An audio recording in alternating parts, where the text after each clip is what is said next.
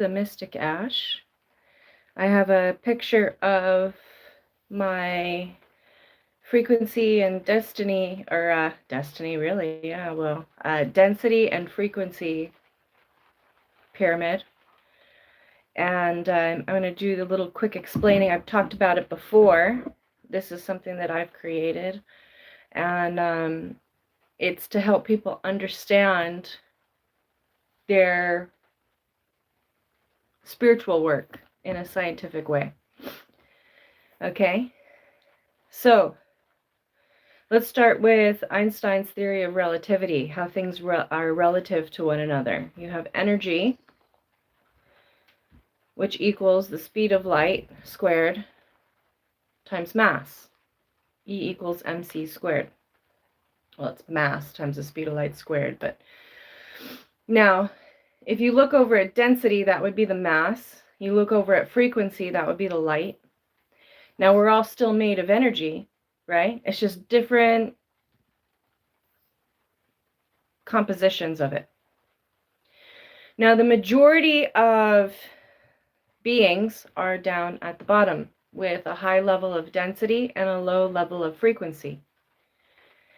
And as you do your work of releasing dense energies from your ethereal space, as you do your work, right, you become lighter and you become brighter, right? Have you ever noticed somebody who is carrying something really heavy in their heart, and when they release it, when they tell the truth, when they make amends, when they take the steps to change their behaviors, they almost feel lighter to be around? That's this. This is explaining that. Okay? So the majority of people are at the bottom. They're very dense in their energy, right? A lot of individuals are about what you can see, taste, touch, feel, control, manipulate. It's a lot of fear-based, reactionary kind of energy. And then as you move up, there's still quite a bit of energy there, but if you noticed, it becomes a little lighter and a little lighter and a little lighter, and there's less and less energies as you move up. Now, that's not saying all the people at the bottom can't move up. I'm not saying that. What I'm saying is this is where we're at right now. This is the current model that would explain it. Now, when, let's say by some miracle, everybody starts doing the work and their frequencies start to raise and their density starts to reduce, and the majority of energies are at the top, well then, the model becomes flipped, which is really cool.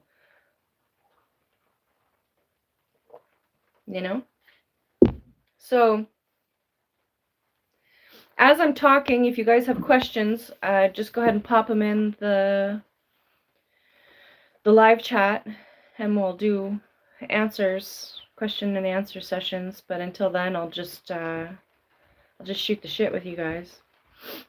So down at the bottom, hey smarty girl, how you doing? So down at the bottom, you've got people who operate strictly on how am I going to get money? How am I going to get food? How am I going to get my basics sorted? How am I going to get sex? How am I going to get power? How am I going to get authority? And the majority of people in charge in this current reality space, although they say they are somehow spiritually more stupid updates, sorry. There needs to be a button where it says permanently reject your update. Anyway. So the majority of people, and especially the majority of the people in charge, are down at the very bottom. We've got a lot of base people in positions of power and authority, right? Because that's what they're chasing. They're chasing the dense energies of this time space.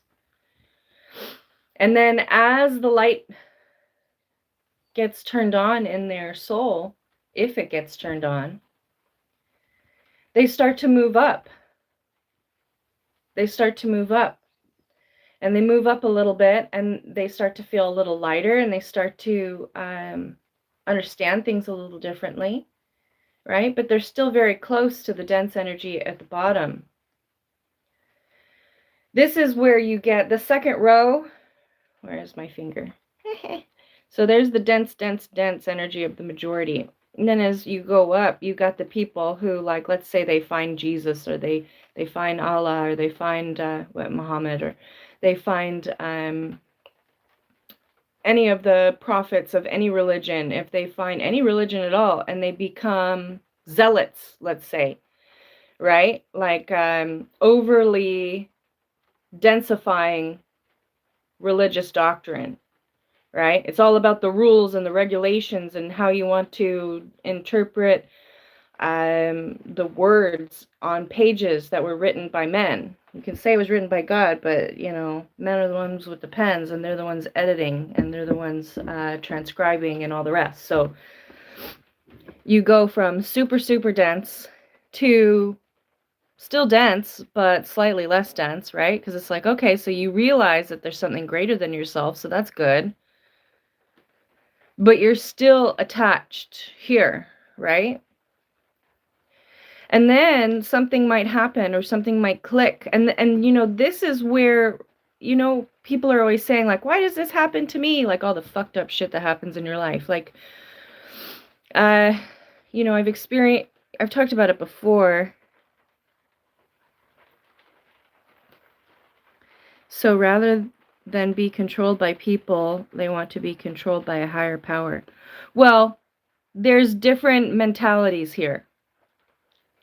This could also be, I want to control all these people, and they use misguided understandings, but they're still opening up spiritually to the idea that there's something greater, right? Hey, Bridget. So they're opening up. Their eyes are still closed. Their soul is still not 100% woken up. But they're coming to a realization that there's something else, right? Which is a big jump. Which is a huge jump.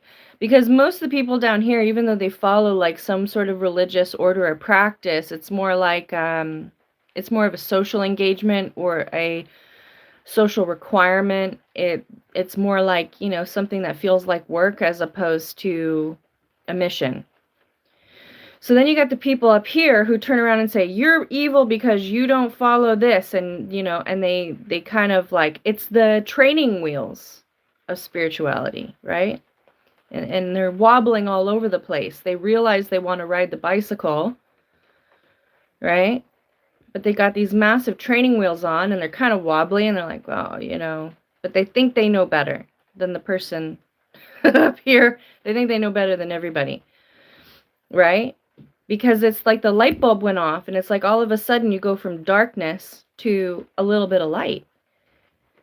And this can be also a healthier place, right? This can be someone who simply wakes up for themselves.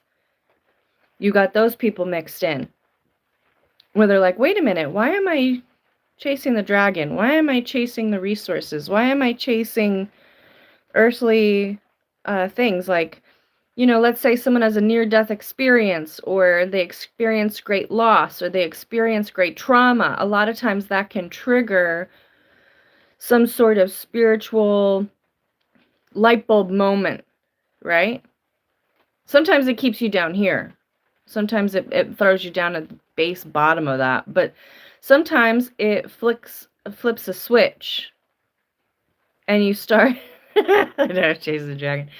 It flips a switch, and then you're here, and you're like, man, this is amazing. Most people kind of stay here, right? They stay in the righteousness. They stay in the, it was like righteous indignation, if I can say that properly. It's like they stay here in this kind of like, well, I did it, and that's all I need to do. And that's fine, you know, that's a huge step for a lot of people, right?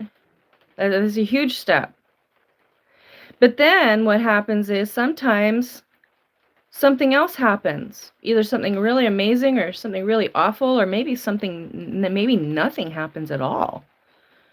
And it trips them up, and it turns, it's like a light dimmer. It's like at first the light was just slightly on, you could kind of see something was there, and then it kind of like gets a little bit brighter, right? It's like realizing that the idea is not enough.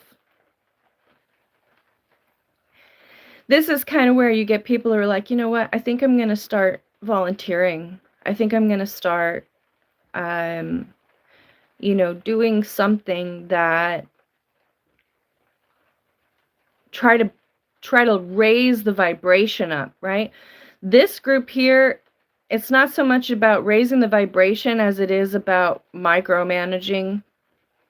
This is more about like raising the vibration. So this is where you get the people who are like setting the example, you know, like picking up rubbish on the side of the road, speaking up for themselves, speaking up for others. This is kind of like where the action begins. They have a lot more space to move around. The frequency is going up. This is where you get people who are like admitting to things, acknowledging things, becoming more comfortable with their story, with their mission, with, it's like there's still confusion here, but it's like opening the idea that it is confusion, right? So it's like a step, and there's many different ways to look at this. I'm just giving you one version of how to read this chart. There's many different ways to read this chart.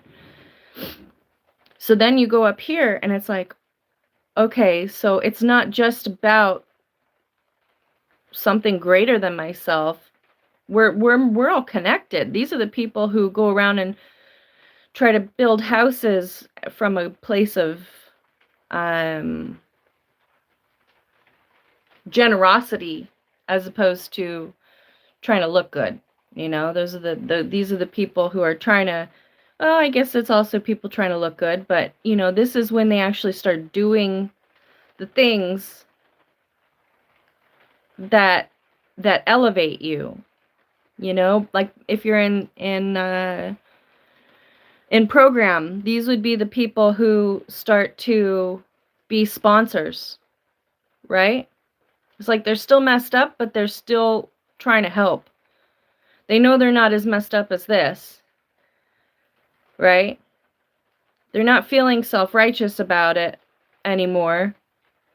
They're in a place of like, oh, you know, I need to start putting in the work. Now, a lot of these things can be triggered by like catalyst events. So you always wonder, you know, why does this happen to me? Why did I go to prison? Why did I get that job? Why did I get that horrible relationship? Why did I experience homelessness or war or all these things? That's the thing that kind of trips a lot of people. Why did I lose all those people in my life? Why did this? Why did that? These why questions trigger this elevation, right?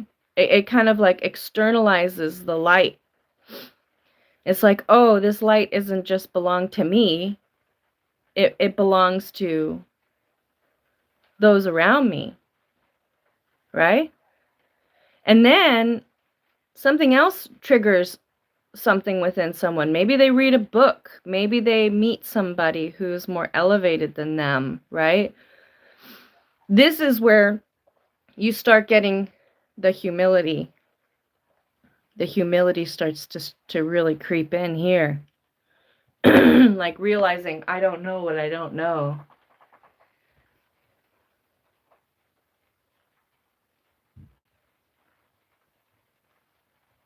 Hey, I got trolls again. Yay. Aw, I've missed my trolls. It's good that it's basic for you. That's good. It should be basic, but it's not basic for everybody, right? But I'm glad it's basic for you. That's great news. And I've been talking about this for years. So yeah, I hope you have heard some version of this. So as you go up, your frequency raises. This is where you start to release a lot of those things that you have allowed to lock you in. You start realizing that you are in control of your energetic power, your energetic flow. You start to realize that you're in control of your light. When you're down here, everything is happening to you. As you move further and further and up, you realize you are happening to you. And you don't just know it as some abstract, this like thing that you read in a book, like, Mr. Race is saying. This is something that you feel. You know. You know within yourself.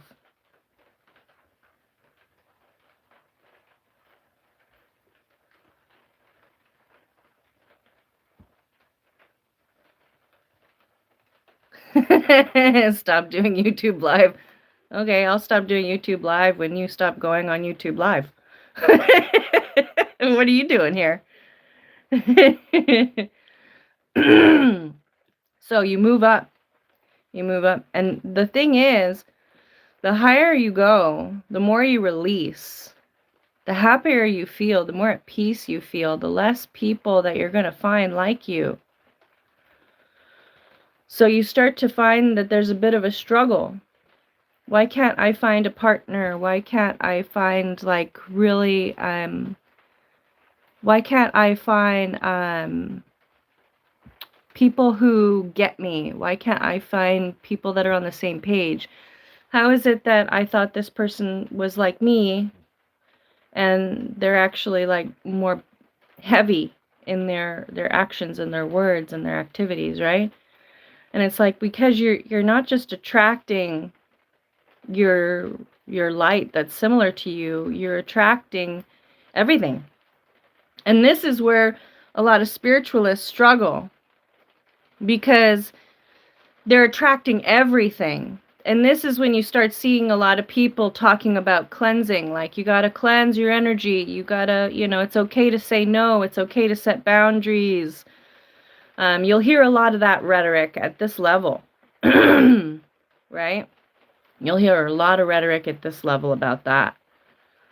Because when you start moving up here, that becomes kind of arbitrary, right?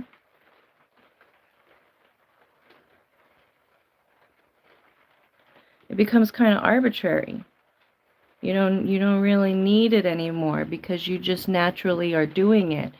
What is for you is for you. What is not is not. And you understand your place. Not in a abusive power sort of way. There's none of that up here. All that is down here. If somebody is going around saying, I'm at the top and I know, and I'm, the authority on life, it's well, then chances are you're probably dipping back into here, dipping back into the density of it all.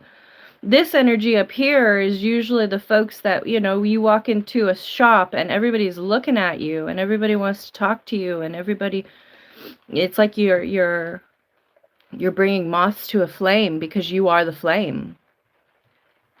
Right? And your boundaries, your healthy boundaries, are naturally set up. So anybody who gets through either needs you or is a lesson for you, or both, right? So when you're up here and all the shitty stuff happens, like homelessness and hunger and war and all this stuff, you can see it for what it is, and you can transform that energy a lot easier for yourself and for others. This is the person in an emergency who's okay, well, yeah, that sucks, but let's see how we can use it to our advantage. Let's see how we can heal through this, right? The higher up you go, the less ego you have, because every time you learn more, you realize how little you knew before. And you understand that there's always something greater than self. Now, it becomes really hard to find partners up here. Look, there's very few energies at the much higher frequencies. There's very few. And it doesn't have to be that way. If we got enough people working through their frequency energy and releasing the dense energy, this could be flipped upside down. It wouldn't have to be a pyramid. It could be like a cone, you know, where you only have a few dense energies left and everybody else is vibing really high. But currently, right now, this is what it looks like, right? Now, when you get up here, sometimes your lessons, well, a lot of times your lessons become a lot harder because you're at a higher lesson level. And yeah, it's a lot harder to find a mate. You know, that's why, you know, you'll see a lot of really high vibrational people. A lot of times they end up deciding to be alone, or they just are alone. A lot of hermit energy up here. Sometimes it's because they choose it. Sometimes it's because there's just not a lot of options. Right? And you could use that as an argument to be like, well, then why would I want to go up there? And it's like, yeah, but the more people that move through this and go up here, the more options there are, right? But, you know, the loneliness is also a challenge, because when you can be alone and feel completely whole as a energy, you feel complete. That's when you're really turning the light on, full blast, right? And then you get up here where it's like the, you know, the folks talking about nirvana, and, you know, you've got like Elijah and Jesus and the Christian lore that talk about how they didn't die, they went up. You know, that's that energy. That's the energy of transcendence up there at the very top. There's very, very few up there. You know? But this is like a nice representation of what should be everyone's mission while you're alive. This should be everybody's mission.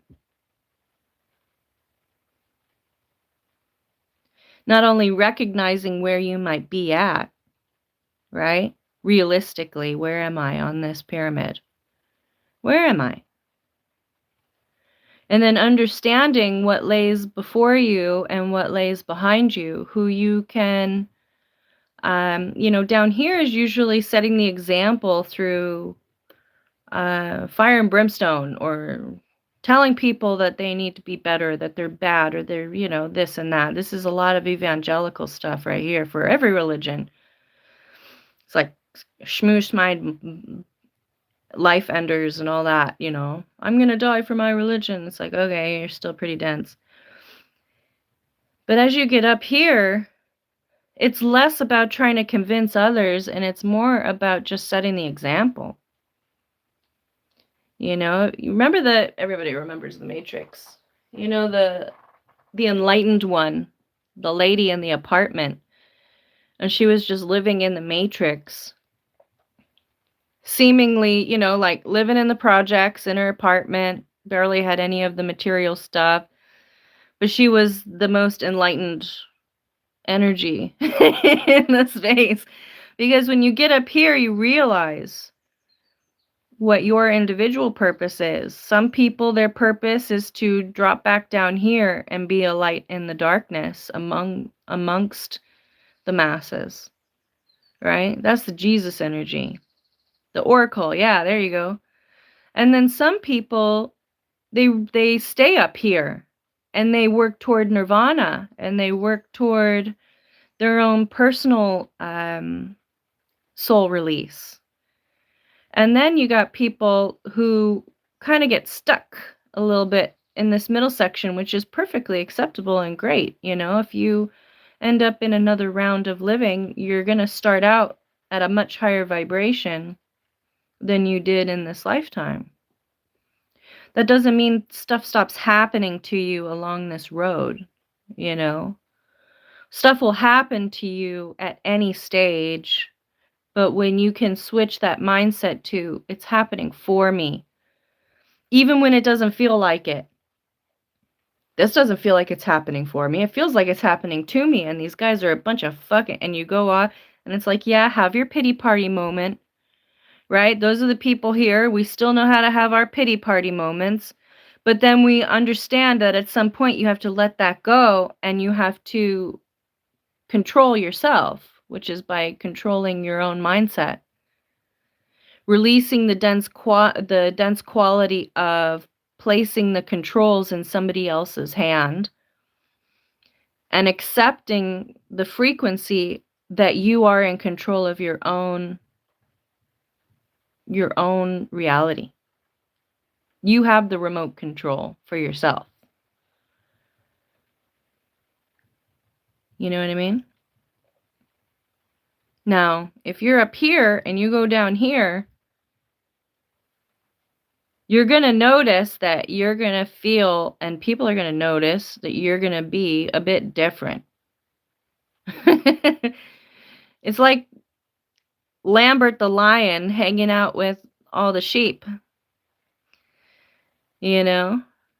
And then he wakes up to the fact that he actually is the lion, and he goes through his whole, like, process of self-actualizing as himself, and he hermits, and he experiences the, you know, a lot of times when you go back, when you're down here and you're elevating energetically, you turn a lot of people off, and then they look at you like you're a villain, or they try to attack you because you're different.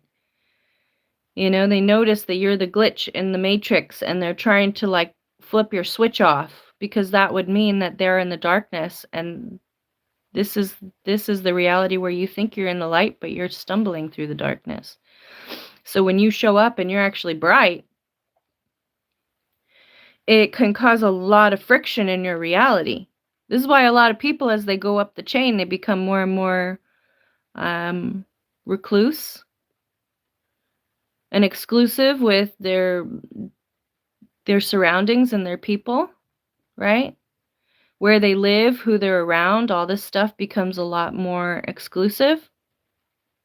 Quality, energetic quality over mass quantity. But when you're up here and you, energetically speaking, and you come down here, you're going to feel it, and other people are going to feel it. And it's going to cause some friction and some turmoil, but it'll also trigger more people into going up the ladder. You know? If you're, I know Smarty Girl doesn't like me talking about this, but, you know, it's how I'm going to use the exclamation. Explanation.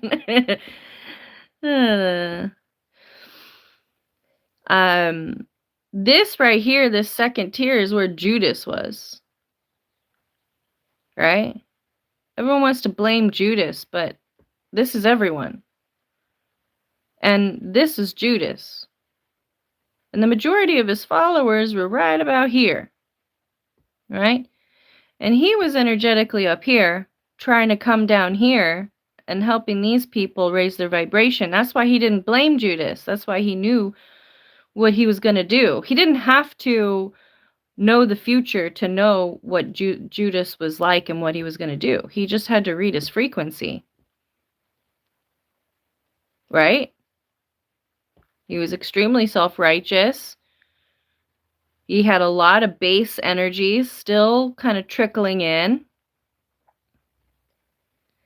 And that's where he was at. And Jesus didn't fault him for that. That's why he wasn't like, oh, you piece of shit, and I can't believe I trusted you. He didn't do any of that because he knew what he was working with. Right? This is like hanging out with a small child and understanding their limitations. He understood energetically that he was a small child. Yeah, he served a purpose. He was showing the levels of enlightenment. These are, you know, if the Bible was translated and read appropriately, you know, like what was race person up there, I can't see the name anymore, but they're talking about you got to read a book, and it's like, yeah, many people can read the same book and get different understandings out of it. Right? The Bible isn't supposed to be taken literally. It's supposed to be understood for what it was, which was a piece of writing that was made for its time period. Right? This is a new time. It's a mystical book. It's a mystical book explaining soul transformations, and it tries to give you practical ways of transforming your soul, but some of those practices are no longer suitable for this time period, this time or space. So you got people here trying to take words from thousands of years ago and use it to control all the people down here, when what they should be doing is looking at it for what it is. You know, like, for example, I was doing bibliomancy the other night, and I was Bible dipping, and there's a section talking about fidelity, right? And being faithful to the person that you're with.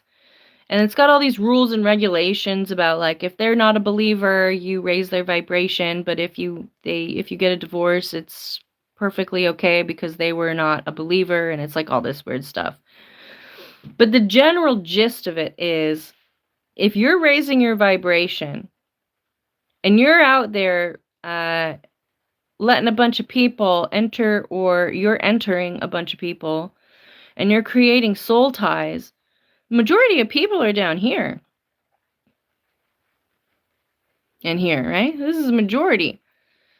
So the more people that you sexually connect with, the more likely it is that you're dropping your frequency down.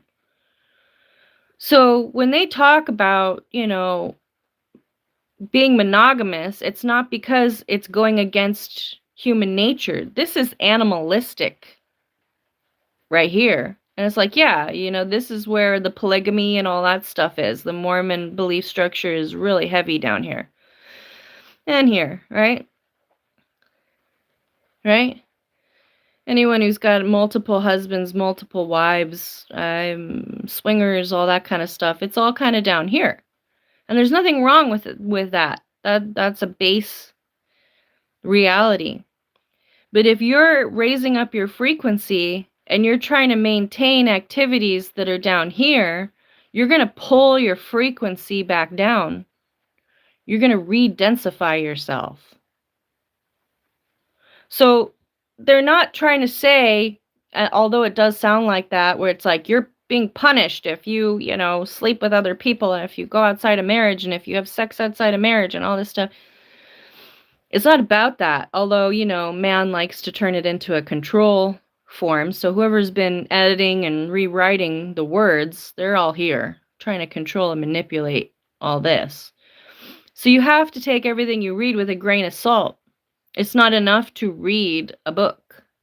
It's not enough. It's not enough to understand the definitions of the words on the page. You have to understand not just the words, you have to understand the general tone and energy of why it was written, what it was written for, when it was written, who it was written by. Most people don't have that ability. So what I say is you use the writing where it meets you. So if the writing meets you in a place where you're like, okay, I read this and I see that I need to be married and monogamous or I'm going to hell. Okay, if that's how you need to read it, that's where you're at. Right?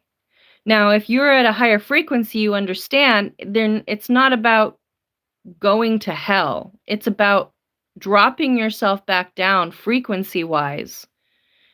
You're bringing yourself back down. So, I mean, if you're up here, this is considered hell. And this would be considered heaven. This is total spiritual freedom. This is hell. This is This is man controlling man. This is man controlling man using, Sky Daddy. Right, smarty girl? And this is man controlling self.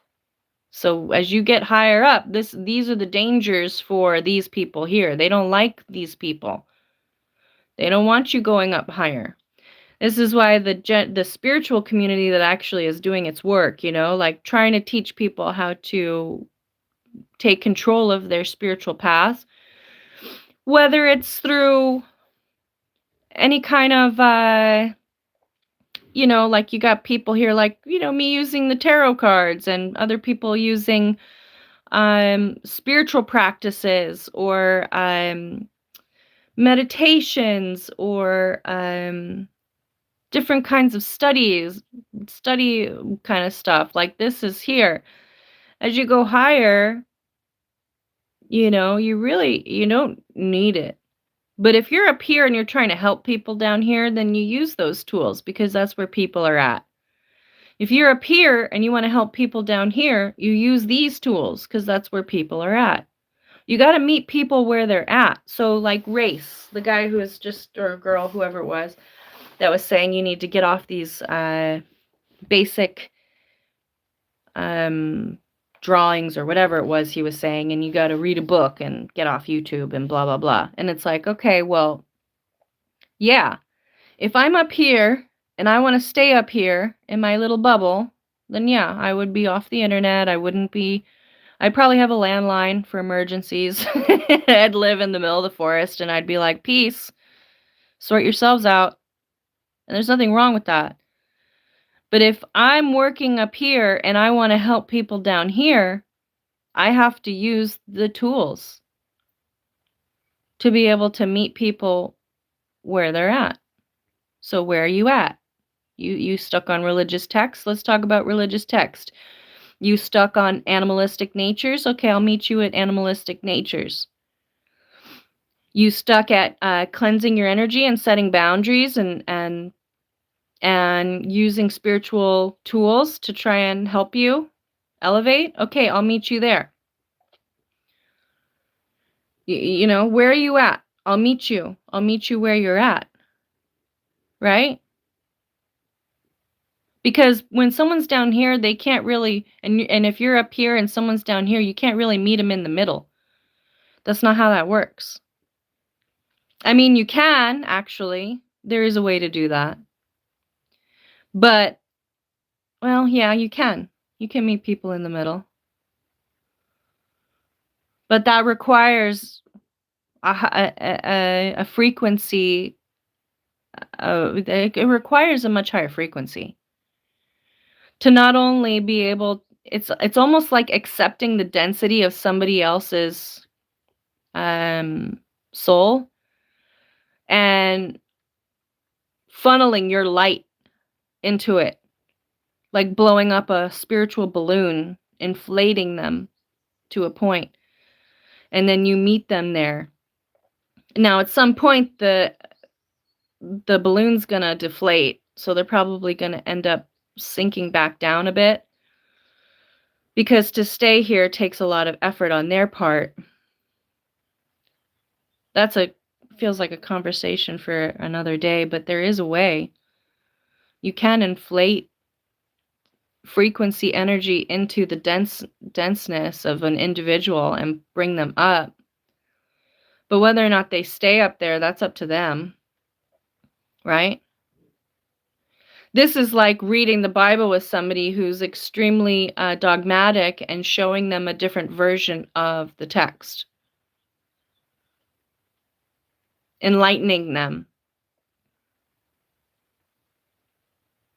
Now, whether or not they choose to remain at a higher frequency or go back down, that's up to them. But it's almost like showing them that there's a brighter light. You can show people there's a brighter light. You can bring them up. But in order for them to stay up, that has to be them. That's, what that reminds me of? That reminds me of when you see somebody homeless on the side of the road and you're like, I want to help that person.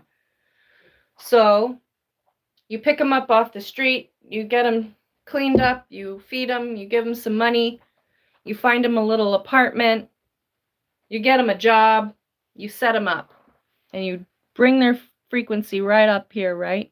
Materialistically speaking. But whether or not they show up to work, whether or not they continue to pay the rent, whether or not they stay on alcohol or drugs or whatever, whether they continue the habits from their denser energy, that's on them. Like, you can't micromanage every decision in their reality to keep them at that higher frequency. But it's good to show people, like, hey, it could be better. And if you want it to be better, I'll help you. But you got to take the steps yourself. And that's both like in the dense physical reality of, trying to literally help somebody financially, or it could be spiritually, lifting up their spirit, helping them feel a higher vibration than what they're used to. It's kind of like church, when you go to church and everybody's singing together and they're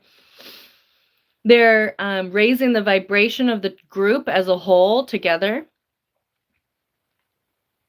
But then when they leave church, or when they leave theater class, or when they leave the party, or they leave, it's up to them to maintain that frequency increase.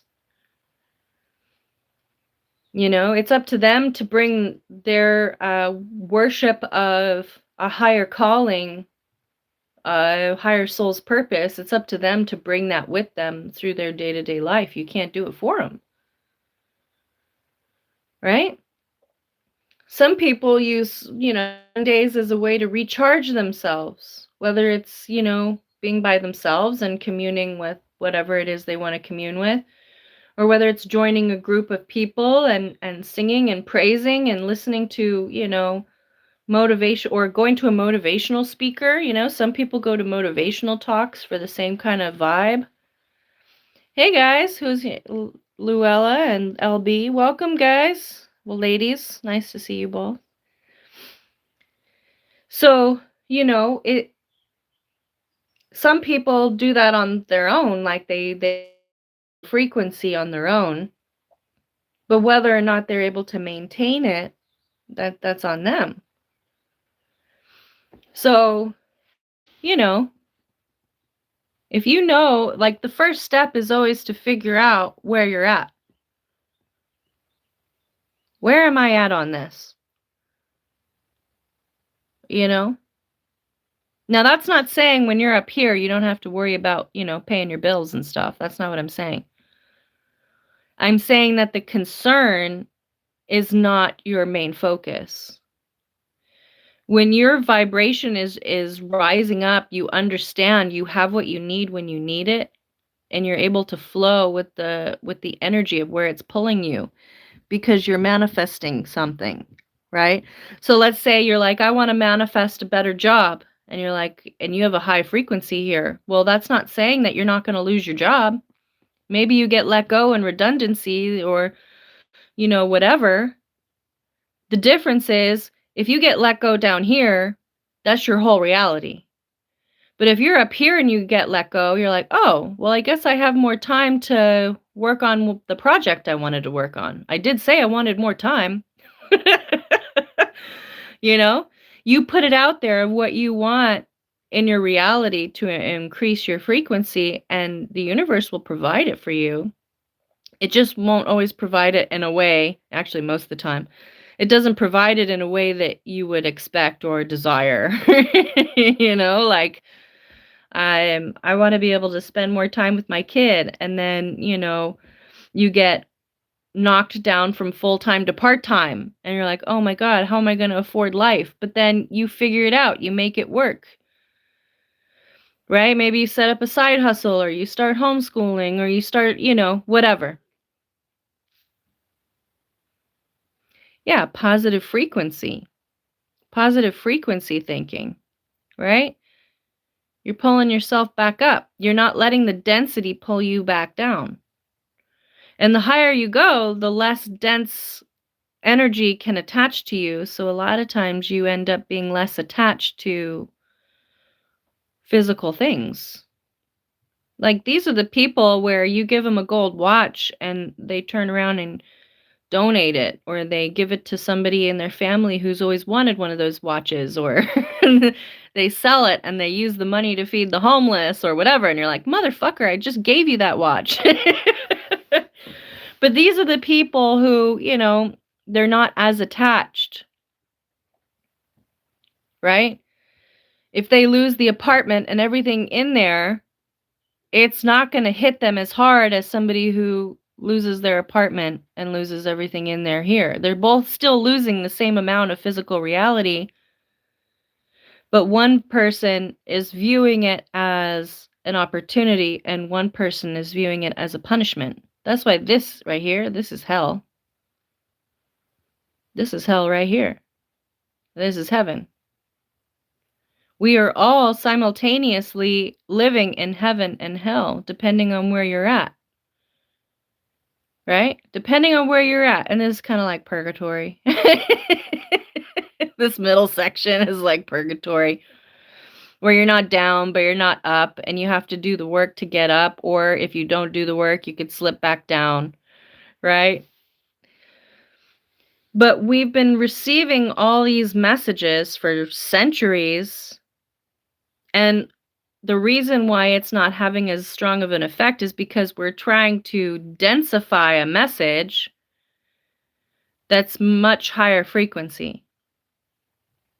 They're not saying don't sleep around because, because it feels bad and it's, what they're saying is what energy that you work so hard to increase, if you attach to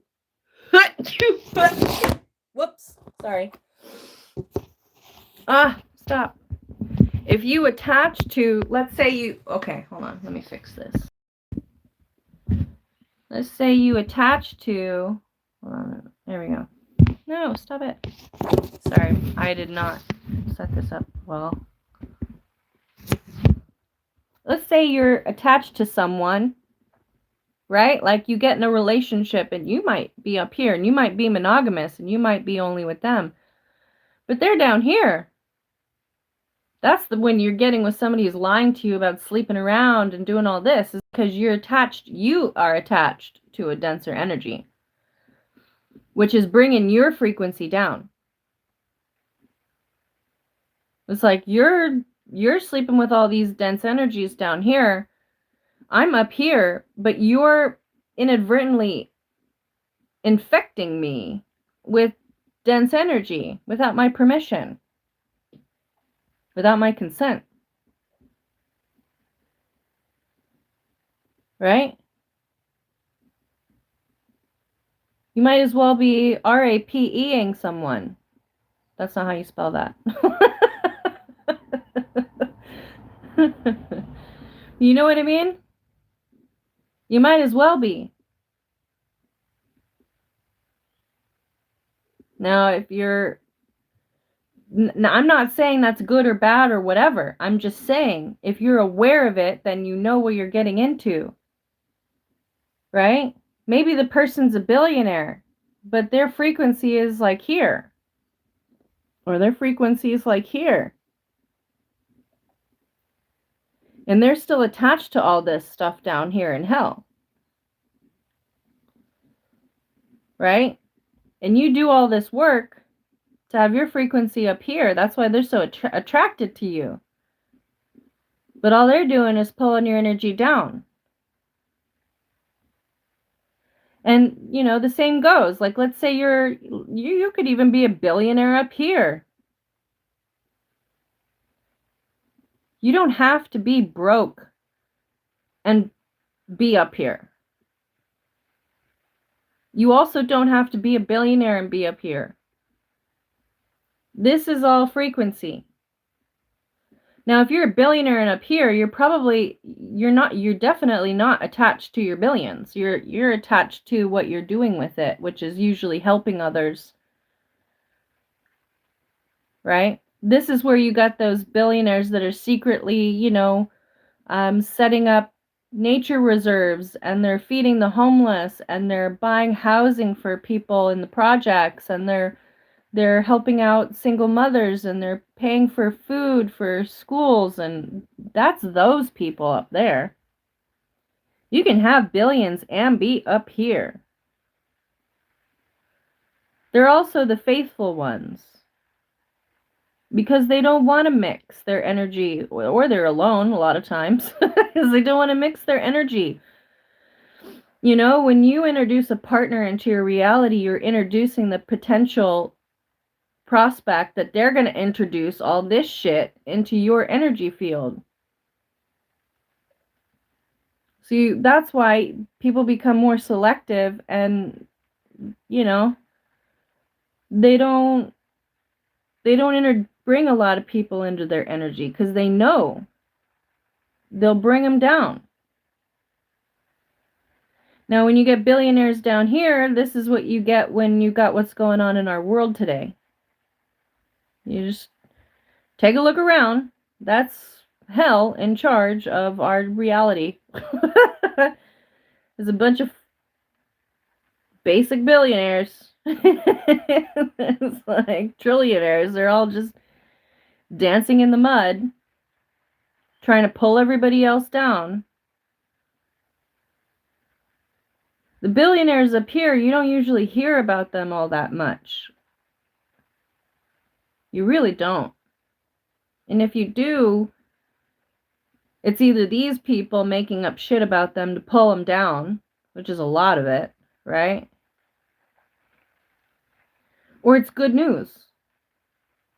And a lot of times the people up here who are doing good, they don't want the credit. And if they're taking the credit, it's because they're trying to set the example for everyone. Right? They're not taking the credit because it makes them feel. When you're up here and you get credit for doing something good, it actually doesn't feel good at all. It actually kind of hurts a little bit, because you're like, well, that's not the reason why I did it. You know, I didn't do it for that.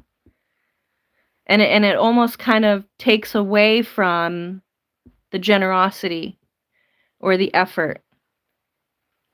So, like, this is when you got people doing good and they get caught doing good, and they're like, go away, take the camera out of my face. I'm not doing it for that. Get out of here. But then you have people up here who do the good things, and they do it with the camera. That's usually around here. It's because they're trying to set the example for those down here who don't do good at all. And it's like, look, you can have a lot of money and help people and have a better life down here, you know. This is when you got the people with the camera, you know, and they're giving out money, trying to show these people maybe you should stop being a douchebag, you know. Because you have to show them somehow. So you got to show them with a camera. You got to show them what's the benefit for being a good person. Look, you get all this attention. And then you got people down here who are addicted to the density of it all. And they're like, I want attention. And so they start giving and being kind to each other for the clout, not realizing that their actions are actually raising their vibration. They're like unintentionally raising their vibration. Because the more they give, the better they feel. Right? Maybe it's because they're getting more attention, but eventually the switch flips. And they realize that when they are doing good for others, more good happens to them.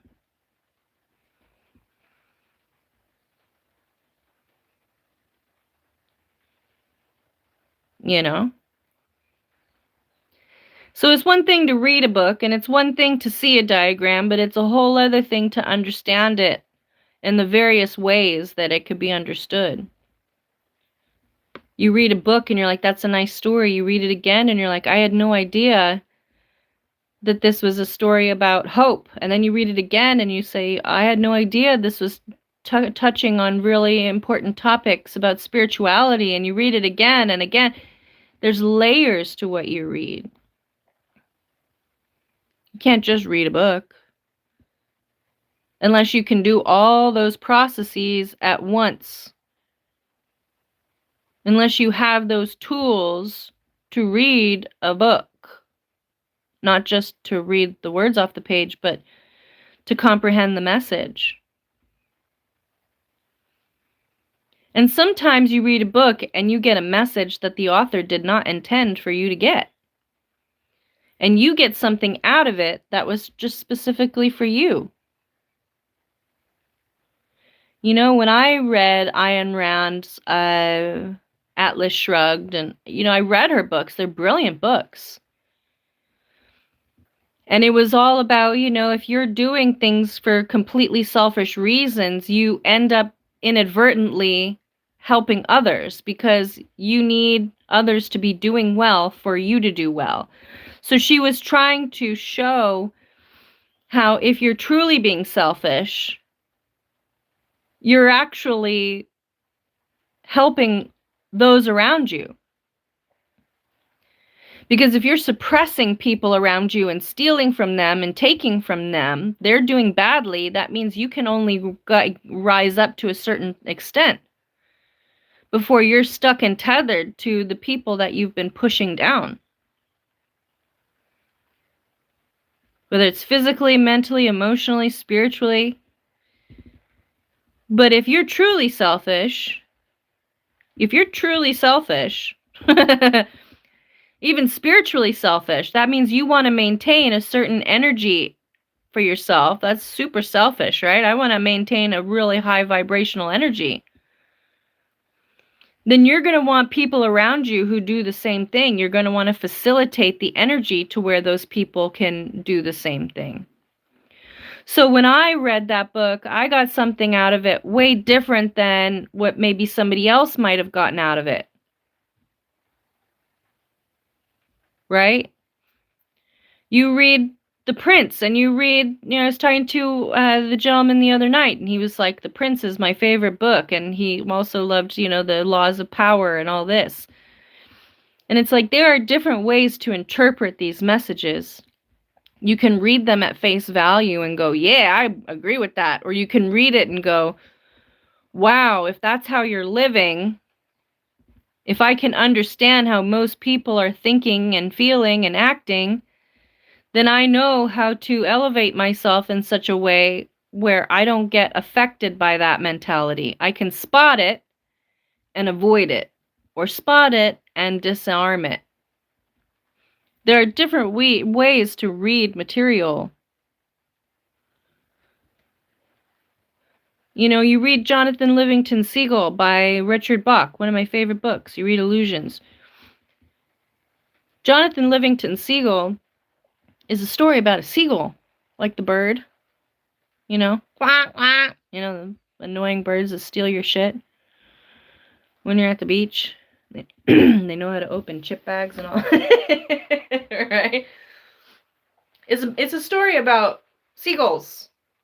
Okay. It's a story about Jonathan Livingston Seagull and how he wanted to be more than just, you know, a basic bitch bird. He wanted to see if he could dive deeper. He wanted to see if he could get, you know, the better fish underneath. Well, first he was just doing it because he wanted to test himself. And then, you know, pretty soon the other seagulls were like really angry at him because he was doing things and testing and experimenting, and it was affecting their basic bitch reality. And then he gets kicked out, right? By the authoritative figures here. He gets kicked out. And he goes off on his own, and he starts actually intensifying his learning, releasing all this social structure that he was forced to play in. Once he was able to release that, he had so much more time and energy to focus on raising his frequency even more. And pretty soon he broke his own barriers, and he gets invited into this, like, so he's like right here, and then he gets invited by these guys to come up into this like alternate reality of seaguldom. You know, this is like, you know, seeing the burning bush kind of shit. And it's like, hey, we see you. You're on the verge of breaking through, come up here with us and we'll teach you how to, go from one spot to another without even blinking and, learning all sorts of crazy shit. And then he gets to a point and they're like, okay, you want to stay up here with us? And he's like, actually, I think I want to take this knowledge and I want to go back here because there might be another seagull that's like me. And they don't even know that all this exists. And so he drops back down to basic bitch seagull reality. And he starts influencing some of the other gulls, some of the other seagulls. And, it really pisses off the leaders of the group, and it pisses off the group, but there's, they're like misfits. And he starts giving them the idea in their head that there's something more and there's something better and that they can increase their frequency and vibration. They don't have to be stuck in all this bullshit of politics and rules and regulations, and you're only allowed to, live to eat and shit and breed and die, and this is your reality, and you stay in your higher your spot. You don't go out of it. And he got rid of all that for himself. And he came back down to show others that they don't need that for themselves either. You don't have to be down here if you don't want to. But he went from here and he chose to drop himself back down here. He made the conscious choice to do it. To try and inflate that balloon and pull a few of these other seagulls up out of the minutia. Hey, there's a better way. Follow me. And some of them you'll lose back into the mold because they live in fear and they're scared and they just like, oh, I know I'm different, but I'm not ready. And that's fine too. See you next lifetime. But there are a few that are willing to face their fear and release the control and the idea that this is all there is. Right? Setting the example to move up and get out of this rat race. Now, this is the glass ceiling everyone talks about. Oh, the glass ceiling, the glass ceiling. This is it right here. Look how low and dense it is. The glass ceiling isn't even up here because that's what you got to break through. This line right here. And then this line. This is the real thick glass right here.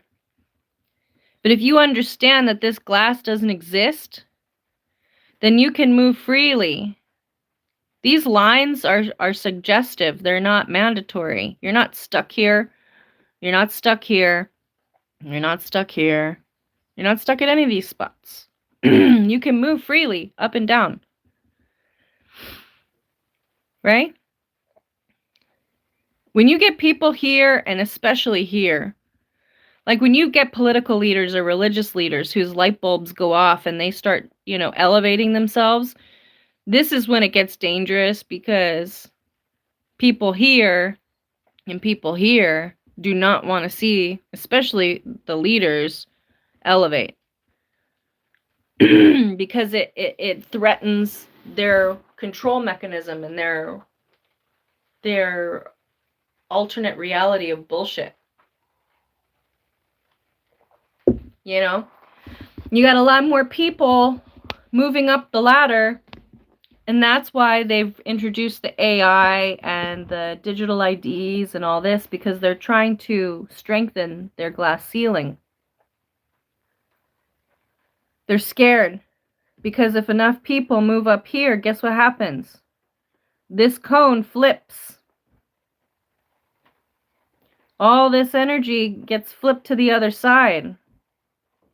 Like, those sand timers where the sand is all at the top and then it goes down, down, down, down, down. And then eventually all the sand is here at the bottom. It's flipping the power. It's flipping the controls.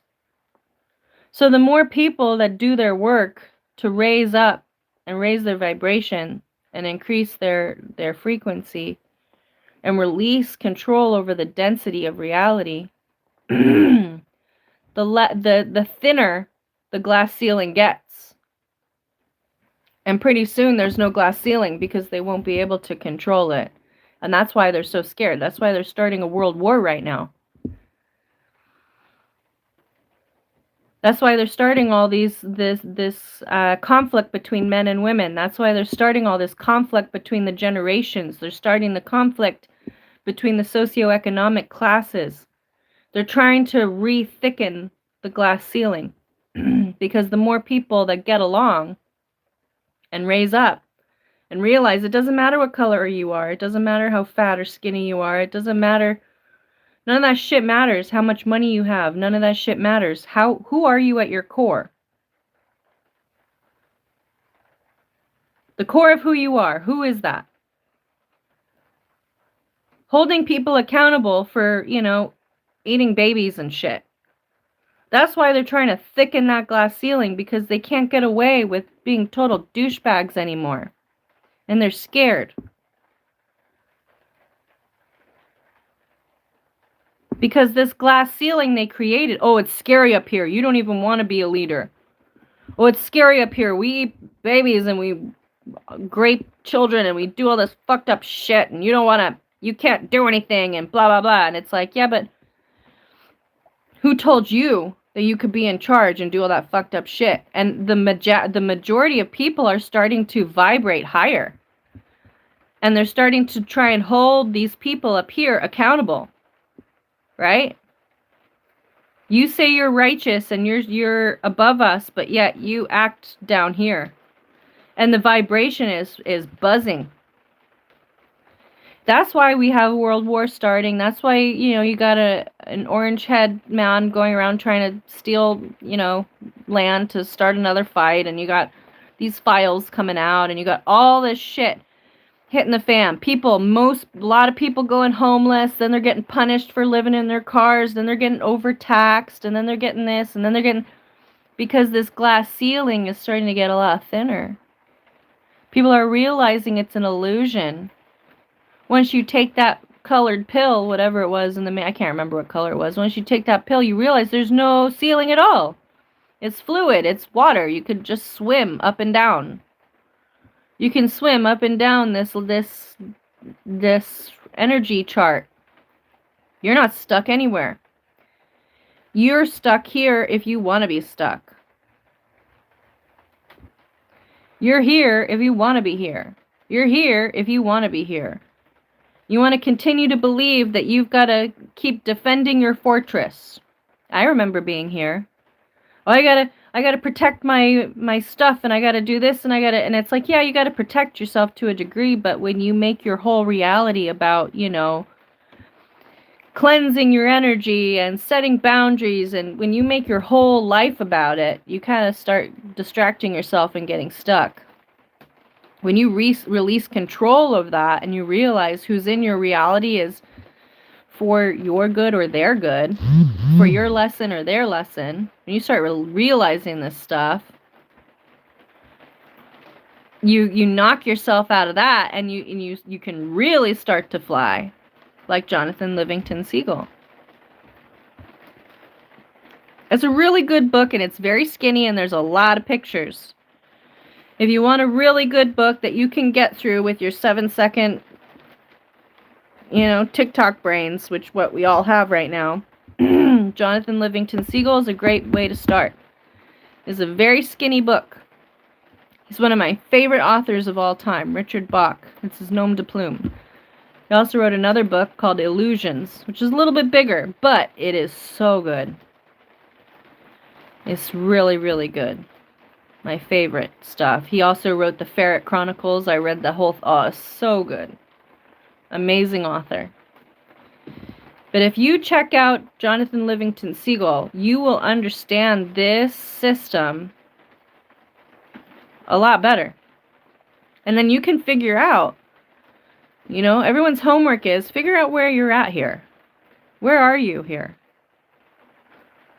Are you stuck down here? Are you trying to stay here? Do you feel stuck against this glass ceiling here? Are you here? Do you realize that there's more? Right? You are no authority, right? Realizing that this shit right here isn't true authority. That's when you move up here. You're not my God. You're not my authority. You're a bunch of weirdos. Right? Like going through the motions of raising up and realizing that this is like sometimes where you get stuck in lack mentality and fear. It's like, oh, I'm better than everybody, and then you get stuck there. And then you realize, I'm not better than anybody. This is where you really start to flip your switch. You know, this is where most spiritual leaders, yoga teachers, hopefully, meditation facilitators, spiritualists, this kind of stuff, this is where they're at. Most of them are here. Right? Offering cleanses, offering, potions and candles and that stuff.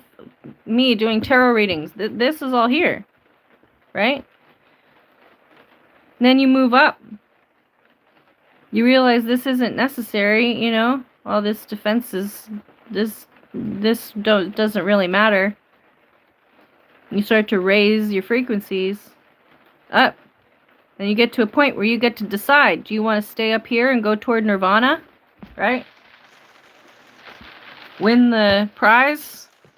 Or do you want to take that knowledge and start trickling it back down, removing those spiritual boulders for others so that they can then move up through the imaginary glass ceilings? Not really.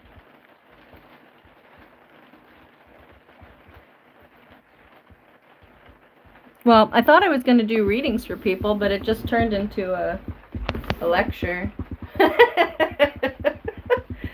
It's funny. Yeah.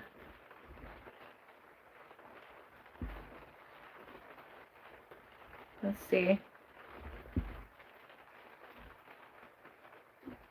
There's probably a lot of people right now stuck in metamorphosis. They're stuck in their cocoons and they feel like that's the end of the thing. Like they're stuck there. They don't realize that they're transforming into butterflies. You broke out of the egg. You realized you moved through the stages of being a caterpillar. And now you're in your cocoon and you're like, oh no, I'm not moving around anymore. I feel... And it's like, yeah, you have to be stuck because your wings are forming. Your body is changing. Your spiritual body is changing. And it's not comfortable. And it's scary because you can't control if predators come and just eat your pod. Like you're just a sitting duck, literally. And leaning into that experience is where you really start to put that energy into the colors of your wings. How do you want to turn out coming out of that cocoon? How do you want to come out? I would say that most people don't want to know where they are on the chart. Yeah, probably, but knowing is half the battle won. Because if you know where you are, you know where you need to go. If you're down here and you're like, I realize that I'm down here. You don't have to go to this next level. You could just skip it and go up here. You don't have to participate in this. You could even go from here all the way up to here. You don't have to go from one stage to the other. There's some people that they're born up here. And then they get dropped down and then they have to work to raise themselves back up again.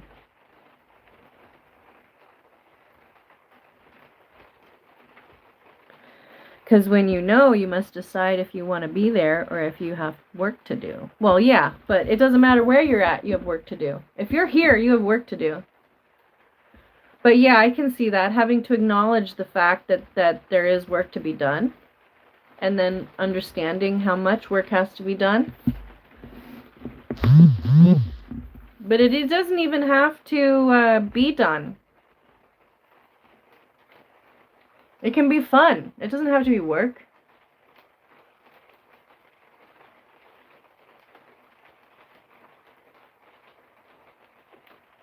This is just living. This is just expanding your mind through different thought. Like even just you guys sitting here and listening to this hour and 15-minute ramble. This is helping you unlock some aspect of self.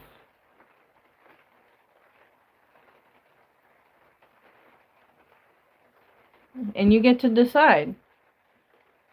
You know, you may be up here and decide, you know what, I want to go back down here and see if I can help. You might be here and be like, why am I trying to control everything around me? I need to release this. Because the controls are an illusion, and it's just tying me down to this base energy. And I can't raise myself up holding other people down. If you're busy holding someone's head underwater, you can't get yourself up out yourself. You're too busy holding somebody else down. You're holding your own energy down. You know? So releasing control of others and their healing or their positions or their material assets or whatever, releasing that control, not just releasing it, but offering to pull people up with you, that's when the real fun begins. You know, this is the CEO that takes his millions and splits it up evenly amongst all his employees so they can all have a fair living wage. That's this energy up here. Realizing that turning everyone's job into an AI fuck shit, that's down here. You know? That's hell. And you know, there's some people that have this belief structure, well, being in hell is more fun than being up, you know, up here. And it's like, well, that's what you say because you've never been up. But you know, as if you've ever been really solidly ingrained in this, you know when it starts to become a little overrated. Right? Same old, same old. Same old fuck shit. It's boring. This up here, this is super exciting because it's energy you can't even control. Until you get to a certain point and you realize by not trying to control it, you have more control. It's very interesting energy up here. This is exciting. This gets real boring real fast because there's only so many things that you can do down here. Not a lot of space in between the energies either. It's very dense. This is where all the fun is. So if you're willing to do the work and realize there's no ceiling holding you down, you've got a lot waiting for you.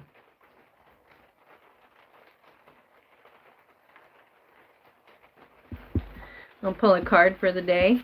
Let's see. The Magician!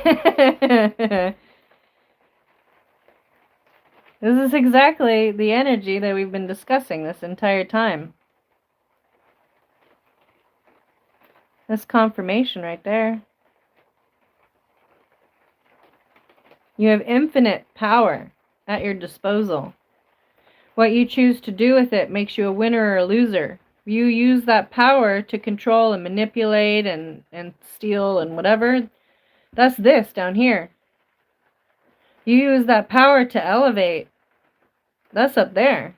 You get to decide. I know, it is crazy. Nobody's asked me for a card. That's wild. I literally put in the title that it was a free question and answer. And I think maybe, you know, a lot of times when I'm on here, the information that I try to give you guys is what a lot of people need. And sometimes people feel like if they interrupt me that they're not going to get the full message out of me because, you know, I get distracted. You know? I'm like a magpie. Oh, shiny thing. And then I do Q&As and then I don't finish this message that maybe someone really needed. So, there you go. If you, I'm finished with the message, so if you guys want to, you can ask questions for your own selves. And,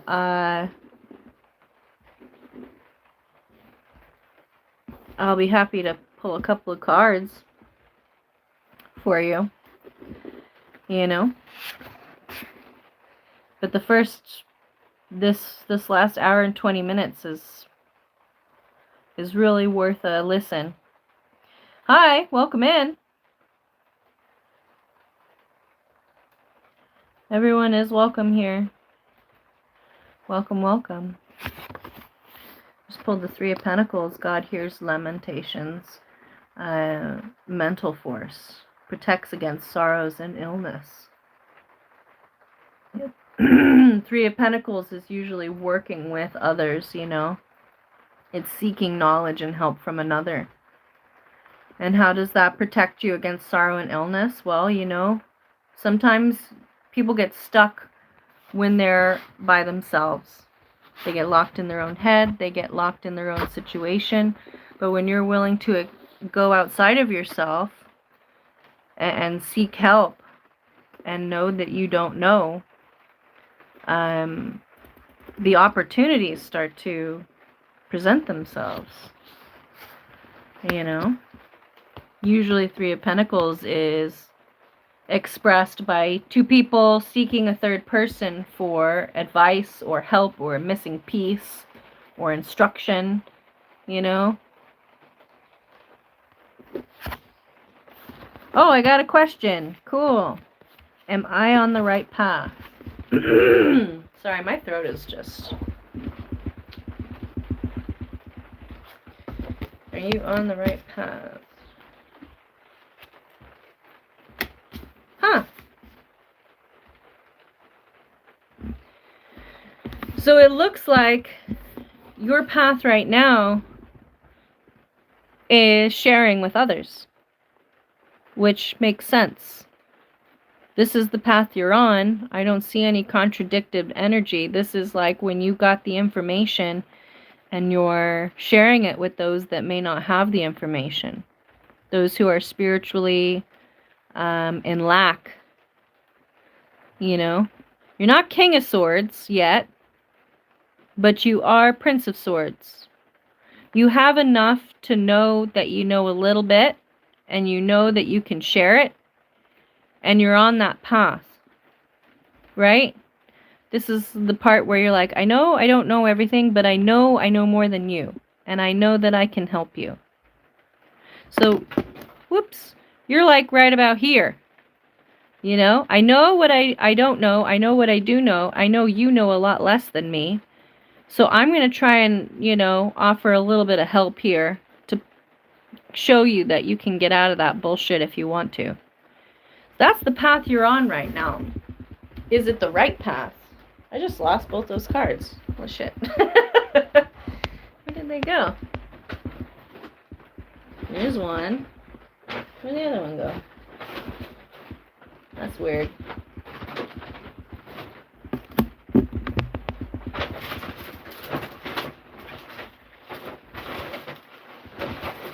That is so weird. Where did it go? That is so strange. Oh, it's right there. Never mind. Are you on the right path is the question.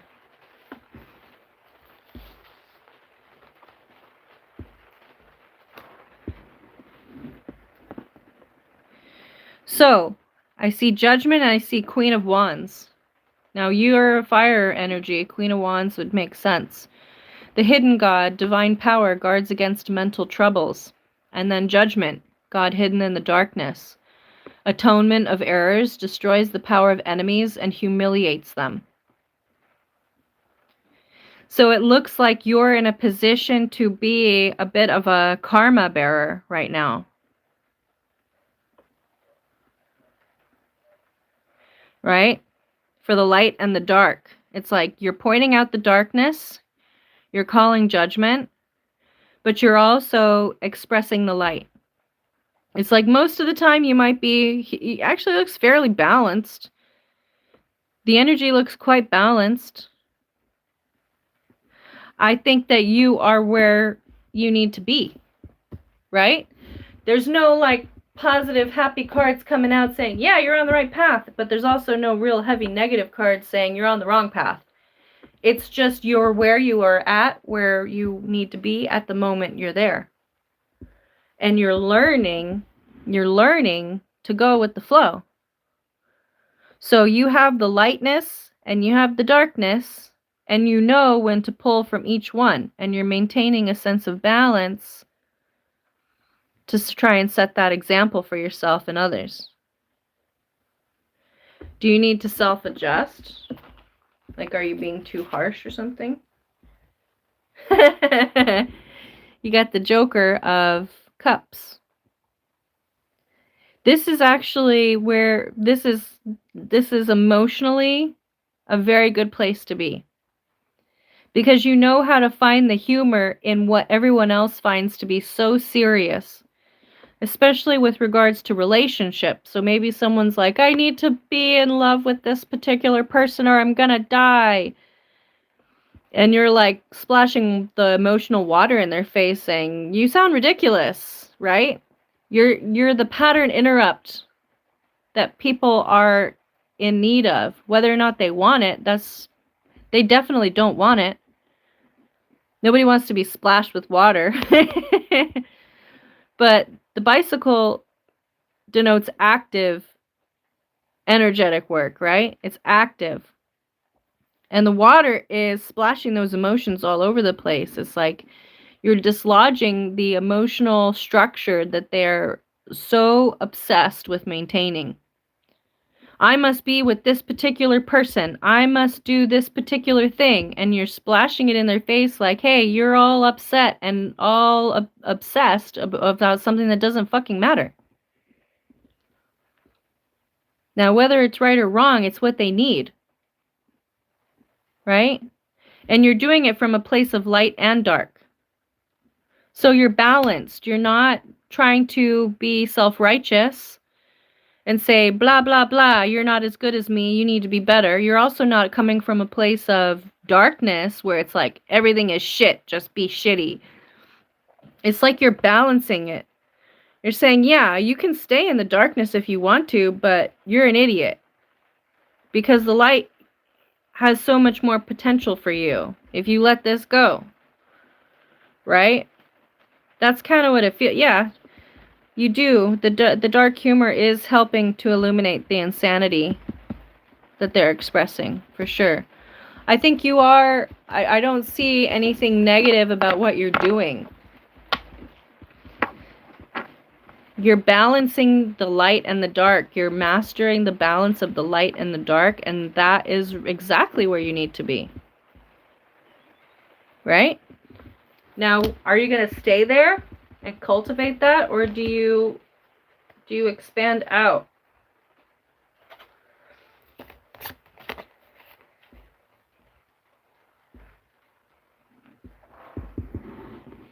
Now, here's another balance of energy. You got the World card, which is after judgment, and then you got the Two of Swords. You're going to get to a point where you realize that you have a choice on how to handle things and how to handle people. It's like seeing the light at the end of the tunnel and growing out of that, right? So you're becoming really skilled and talented at what you're doing right now, and then you're going to get to a point where you realize that those training wheels are coming off.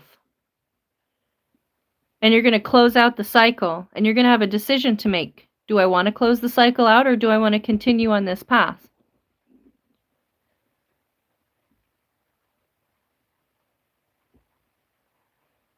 But you are going to be given the option. Do you want to be a bearer of hope, or do you want to continue to spend your energy slicing and dicing. Which, you know, a lot of people do need that, but you don't have to be the one to do it all the time. You do that practice as long as you need to elevate yourself. And then when you're done elevating yourself that way, you move on. Because somebody else will take your place. There's always somebody else that is growing and expanding. They may not do it the exact same way that you do, but you don't have to stay in a particular role just because you feel like nobody else is going to fill it. That's how you get stuck. Because you start feeling like, well, I got to stay here. Because if I don't, who else will? Well, that's not your job. Your job is to move up. And it's other people's job to move up. Somebody will fill the space. Right?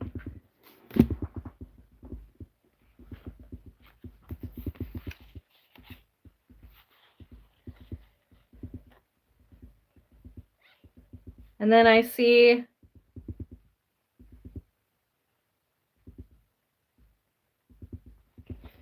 like some truth is going to come in that's going to kind of throw you off balance.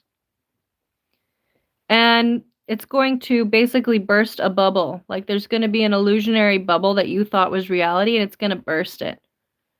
And you're going to feel like the odd man out, like you're being left out of something. You'll have everything, but you'll feel like you don't have what you need. Like if you look at this guy, he has all the coolest toys and everything, but he's looking at the kids with nothing, and he's like, man, I want to be out there. Right? Feeling a little bit lost and out of balance. Being confused by the options of which you're presented.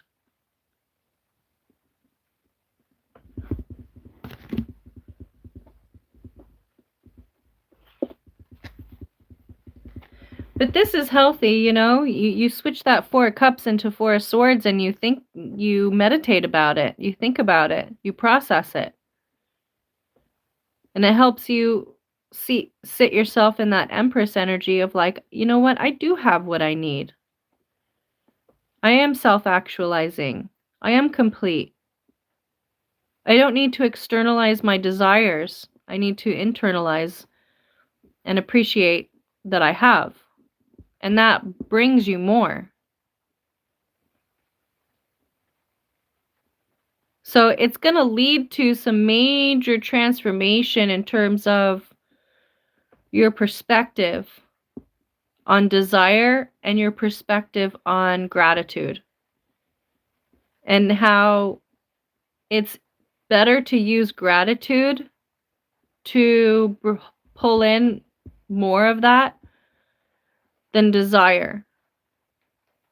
Desire implies that you lack. So you bring in more lack. Whereas gratitude implies that you are full and ready to be overflowing and share. Right? You see 2 restaurants. One of them has nobody there and one of them has everybody there. Which one do you want to go check out? You want to go check out the one that's got all the good reviews and everybody's going to, and it looks like there's a line out the door. And then let's say you go into the other restaurant where nobody's there, and there's this energy of like desperation and desire. And that's what's putting everyone off. If they switch their energy to gratitude, then they would be full in no time. People would start moving from the other place to theirs. Right? It's the energy of which the space holds decides whether or not you're a winner or a loser. And that feels like where you're headed. There's the 2 of Swords again. 2 of Swords again with Judgment. Again. So Two of Swords and Judgment are the cards that have repeated twice now from 2 different decks. So you might want to look those up. Number 20 and number 2. 2 seems to be a significant number if you want to check out the numerology of the 2. But definitely dive into Judgment and definitely dive into Two of Swords, because those 2 energies will help you understand the transition that you're about to go through.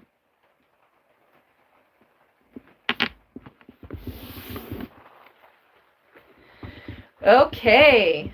I love you guys. Only one question, but it's an hour and a half in and I gotta go check on my chaos machines.